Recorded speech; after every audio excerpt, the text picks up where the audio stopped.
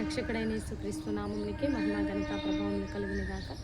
Jesus with has ministries Telugu YouTube channel వీక్షిస్తున్న మీ అందరికీ మా హృదయపూర్వకమైనటువంటి వందనాలు. ప్రియులారా, బాగున్నారా? మీ ఆరోగ్యాలు బాగున్నాయా?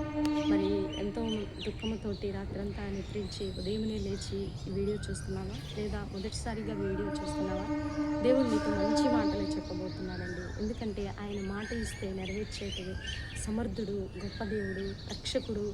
నా పాపముల కోసం ఆ సిలువలో బలి మరణించి తిరిగి లేచి నీకు నాకు విమోచన కలుగ చేసిన దేవుడు, పాప క్షమాపణ దయచేసి నిత్య పరలోకమును సిద్ధపాటు చేసిన దేవుడు. కాబట్టి దేవుని యందు విశ్వసించి నమ్మండి, దేవుడు మీ జీవితంలో మేలు చేస్తాడు. చూడండి, సామెతల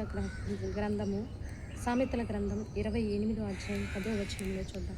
యథార్థవంతులు మేలైన దాన్ని స్వతంత్రించుకుందరు. The blameless will be receive a good ఇన్హెరిటెన్సీ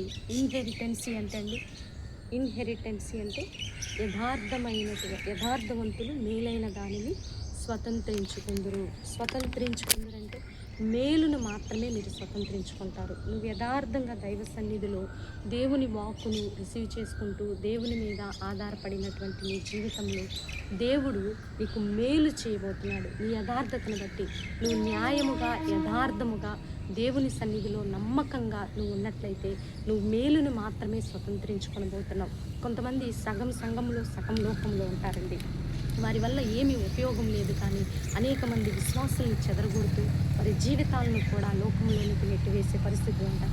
అలా కాకుండా నువ్వు యథార్థముగా దేవుని సన్నిధిలో పనిచేస్తున్నట్లయితే దేవుడు గొప్ప ఆశీర్వాదం నీకు ఇవ్వబోతున్నాడు.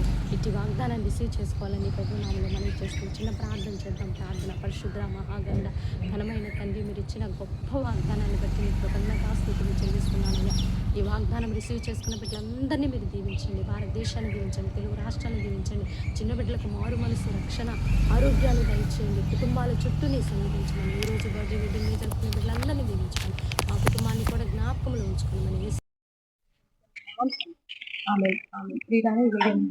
లైక్ చేయండి. దేవుని యొక్క మహాకృప